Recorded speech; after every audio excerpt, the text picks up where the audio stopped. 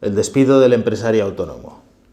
Claro, esto no puede ser. Un autónomo no puede ser despedido. Será que no tiene trabajo y que no tiene ninguna actividad que hacer. No es como a un trabajador por cuenta ajena que el empresario le despide.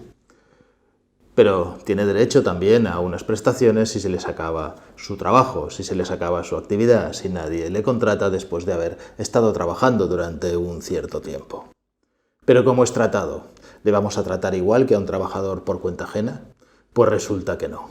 Resulta que va a cobrar menos dinero, va a cobrar menos tiempo y va a ser más difícil que pueda acceder a las prestaciones del paro que un trabajador normal. En este vídeo, las dificultades del autónomo para sus prestaciones por desempleo.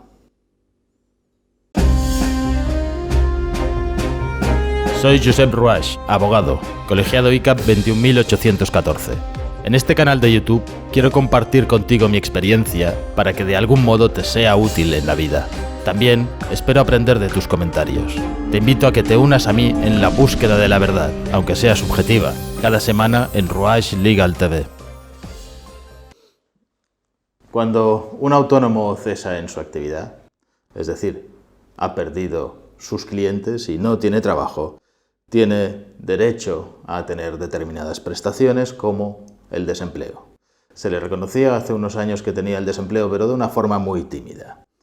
¿Cuáles son los requisitos? Pues que cese en la actividad, tiene que haber estado de alta y estar de alta en el momento en el que cese de la actividad, tiene que haber cumplido un periodo mínimo de cotización, igual también que los trabajadores. Los trabajadores solo tienen derecho al paro si han cumplido un tiempo mínimo de cotización y cuanto más tiempo hayan estado cotizando, más tiempo cobrarán. Pasa igual con los autónomos, pero veremos que es la mitad de tiempo el que tienen derecho al paro. Y la situación de cese, que es lo más importante. Y tras acreditar la situación de cese de actividad, deben de firmar un compromiso que denominan de activa disponibilidad para la reincorporación al mercado de trabajo y a través de actividades formativas. Es decir, tienen que suscribir con la administración que van a reincorporarse o su compromiso de reincorporarse y de formarse en cualquier otro tipo de actividad para poder encontrar trabajo. Desde luego, cuando se adquiere la edad de jubilación, se deja de ser autónomo y se pasa a cobrar la pensión de jubilación. Y, lo más importante, tiene que estar al corriente de pago de sus cotizaciones a la Seguridad Social. Los trabajadores no les importa. El importante que tiene que haber pagado por ellos es la empresa. Y si la empresa no lo ha hecho por alguna razón, tampoco es culpa del trabajador. En caso de un trabajador autónomo, es únicamente culpa suya no haber pagado. Si cuando cesa en su actividad porque las cosas le han ido mal, porque las ha ido alargando, debe cuotas a la Seguridad Social, le darán un plazo de 30 días para que pueda arreglarlo, pagar, solicitar un aplazamiento, etc. y entonces poder acceder a su prestación de desempleo. ¿Qué se entiende por cese de actividad? Por situación legal de actividad. Y aquí es donde vienen todas las dificultades. Un trabajador normal tendrá una carta de despido o no tendrá una carta de despido, pero le bastará con ir a la tesorería y decir me han despedido, no me han dado ni carta de despido, es un despido totalmente irregular, comprobarán que está de baja en la Seguridad Social y que le han dado de baja hace unos días y entonces podrá acceder al paro sin más. El empresario tiene que acreditar que ha cesado en su actividad por motivos económicos y técnicos que llevaban a la inviabilidad de la empresa. Y si tenía un establecimiento que estaba abierto al público, tiene que cerrarlo o tiene que traspasarlo. Si lo ha cerrado o lo ha traspasado, se entiende que no puede continuar con esta misma actividad. ¿Pero qué significa esto? ¿Qué significa que hay motivos económicos? Pues significa que ha hecho pérdidas, que lleva un tiempo haciendo pérdidas en el desarrollo de su actividad. Pérdidas superiores al 10% de los ingresos que obtuvo el año pasado. Que está sufriendo ejecuciones judiciales por deudas, que sean al menos el 30% de los ingresos que obtuvo durante el año anterior. O que haya sido declarado en concurso y entonces el concurso conlleve el cierre de la actividad. Es decir, lo que le pedimos es un imposible. Le pedimos que pueda cobrar el paro cuando ha estado perdiendo al menos un 10% y después un 30% en otro tipo de casos del volumen de su facturación. Es decir, está claro que no ha podido pagar sus cuotas si ha tenido tantas pérdidas y ha tenido que estar perdiendo todo este dinero. Los otros casos son más sencillos. Cuando trabajas porque tienes una licencia y la licencia se pierde, cuando hay un contrato de tipo administrativo, ese contrato de tipo administrativo queda cancelado, entonces se entiende que hay un cese de actividad.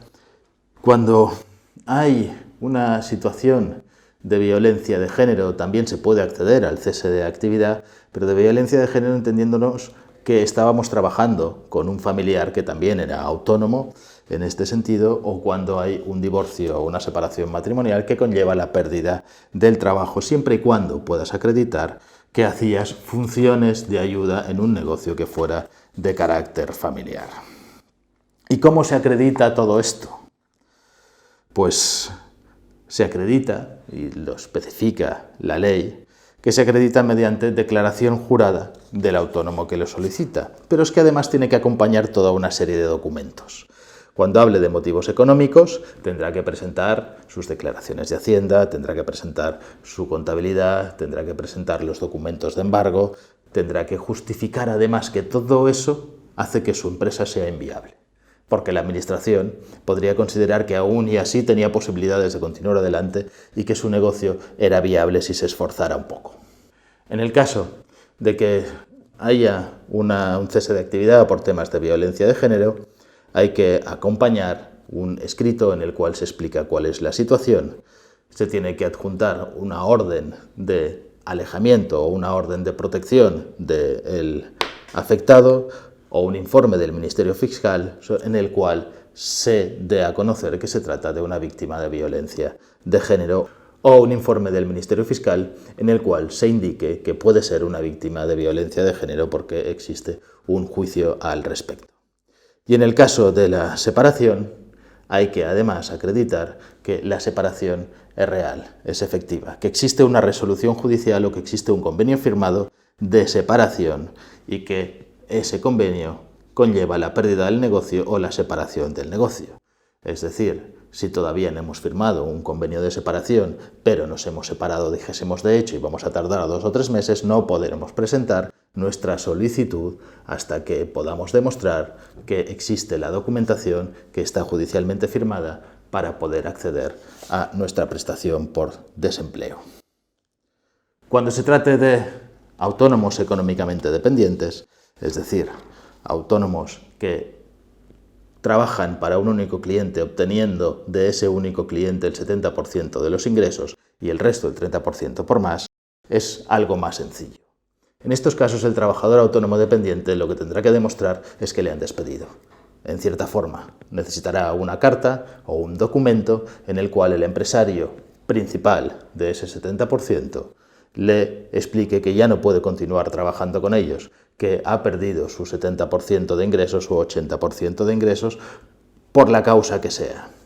Si no tiene esa carta porque se lo ha dicho verbalmente, ¿qué tendrá que hacer? No como el otro trabajador, simplemente declararlo y constatar que está de baja en la Seguridad Social por la empresa, sino que tendrá que requerir al empresario que le contrataba, el empresario, entendemos cliente en este caso, y que le pagaba, que en un plazo de 10 días le conteste con las causas que motivaron su cese.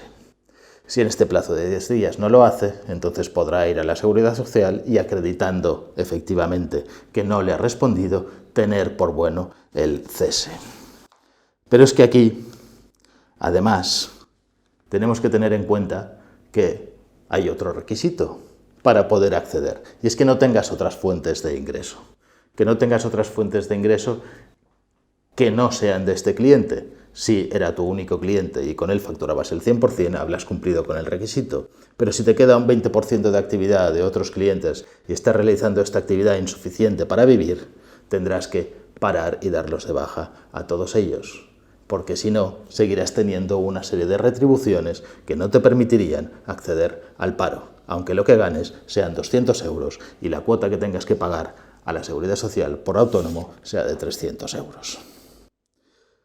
Cuando seas un autónomo en una sociedad de capital, hemos visto en otros vídeos que si tú montas una sociedad limitada, una sociedad de capital, tú solo o con otros socios, entonces tienes que ser necesariamente autónomo. Es una situación de autónomo asimilado, más caro que el autónomo normal.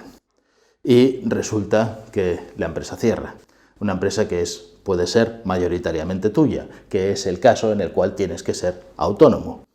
¿Y qué ocurre? ¿Cómo puedes entonces solicitar? Tienes que acreditar que el cese es involuntario.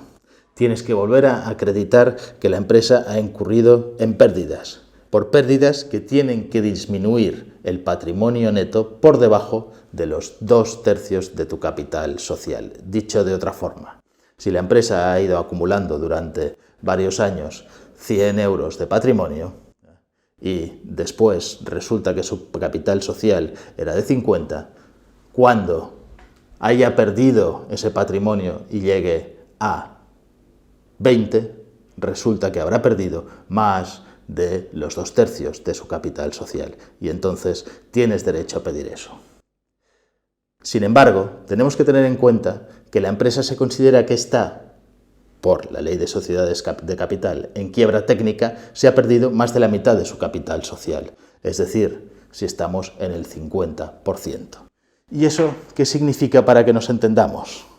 Que para poder acceder a la prestación de desempleo tienes que haber perdido más que tus obligaciones de mantener la empresa activa, porque cuando eso ocurre estás en quiebra técnica. Y si estás en quiebra técnica y no quiebras la sociedad, y no llegas al 66% y te quedas entre el 50 y el 66%, estás cometiendo una ilegalidad que te llevará a tener que asumir todas las responsabilidades y puede ser que todas las deudas que la empresa tenga. Es decir, una situación imposible. ¿Cómo se acredita? En el caso de que no sea un cese involuntario y no se dé en esta situación de pérdidas, pues puede ser que tú seas administrador de una sociedad, que tengas el 30% y otros socios que tengan el 70% decidan que te echan. Entonces tendrán que hacer un acta de junta que tendrás que aportar y tendrás que demostrar que se ha inscrito tu cese. ¿Y cuánto tiempo tendrás derecho a cobrar el paro? En cualquiera de los casos.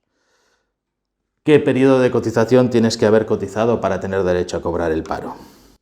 Pues si has cotizado entre 12 y 17 meses ininterrumpidamente o en diversos periodos dentro de un periodo de 2 años, tendrás derecho a cobrar 2 meses.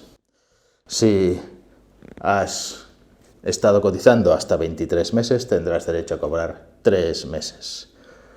Si has llegado a 29 meses, 4 meses.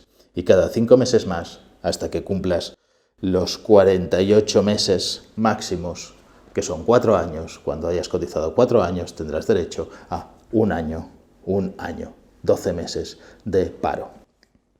La mitad que un trabajador normal. Hay también en casos de edad, cuando ya seas mayor y cuando hayas cumplido 60 años de edad, te equiparas en el tiempo de cotización y lo que puedes llegar a cobrar un trabajador normal, es decir, se doblan los meses a los que tienes derecho a cobrar. ¿Para qué? Para que alcances la edad de jubilación, vistas las dificultades que alguien de 60 años puede tener para volver a entrar en el mercado de trabajo. Y por último, ¿cuánto vas a cobrar como empresario autónomo? ¿Cuánto vas a cobrar los meses que tengas derecho a cobrar esta prestación de desempleo por las que hubieras cotizado? La base de cotización se va a medir por lo que tú hayas estado pagando durante los últimos 12 meses. Es decir, si has estado pagando por 1.000 euros durante 12 meses, esa será tu base de cotización. En un trabajador normal, lo que cuentan son los últimos 180 días, no los últimos 12 meses. Y de esa base reguladora lo que te corresponderá es el 70%. Es decir, si has estado cotizando por 1.000, es decir, has estado pagando aproximadamente 350, dependiendo de si tenías alguna bonificación o no, pero pongamos una media de 300 euros al mes, durante 12 meses tendrás derecho a cobrar 600 euros. En caso de incapacidad temporal, Tienes que haber suscrito para poder cobrar de esa incapacidad temporal un convenio especial y tienes que haber cotizado un poquito más, aproximadamente un 2% más. Pero hay una cuestión. Un trabajador normal, si pierde su trabajo y se encuentra en incapacidad temporal, seguirá en incapacidad temporal hasta que esa situación de incapacidad temporal termine y seguirá cobrando la misma base que estaba cobrando por la situación de IT. En un trabajador autónomo, esto es diferente. Si alguien pierde su trabajo cuando se encuentra en una situación de enfermedad o de incapacidad temporal, seguirá cobrando también por la incapacidad temporal, pero no por la base de la incapacidad temporal, sino por la base que le correspondería por la prestación de desempleo. Y esto ocurre igual en los trabajadores por cuenta ajena que en los autónomos. Ese tiempo de incapacidad temporal se lo comerá de tiempo que tendría de derecho al paro. En definitiva, el trabajador autónomo es el maltratado, es el que tendrá más dificultades para acceder a sus derechos de desempleo, es el que tendrá más dificultades para poder cobrar y el que tendrá que aportar más documentaciones y el que será sospechoso de acreditar delante de la administración que efectivamente lo ha perdido, que no cobra, que ya no tiene trabajo. Y cobrará menos que un trabajador normal, habiendo sido él el que se ha pagado sus propias cotizaciones y habiendo sido él el que ha sostenido, si tenía trabajadores, no solamente sus salarios, sino también las cuotas y las cotizaciones y los impuestos que se cargan al empresario por generar trabajo y por dar puestos de trabajo. El día en que el empresario, el autónomo, deje de ser sospechoso de intentar engañar a la administración, deje de ser sospechoso de intentar defraudar todo lo que puede, quizá consigamos que todos seamos algo más honestos, que trabajemos más honestamente y que las cosas funcionen de una forma un poco más justa y se pueda premiar a aquel que se esfuerza, a aquel que se lo juega todo por crear empleo. Si te ha gustado el vídeo, suscríbete, dale al like, dale a la campanilla para recibir notificaciones y si tienes alguna duda, ponlo en tus comentarios. Lo resolveremos lo antes posible.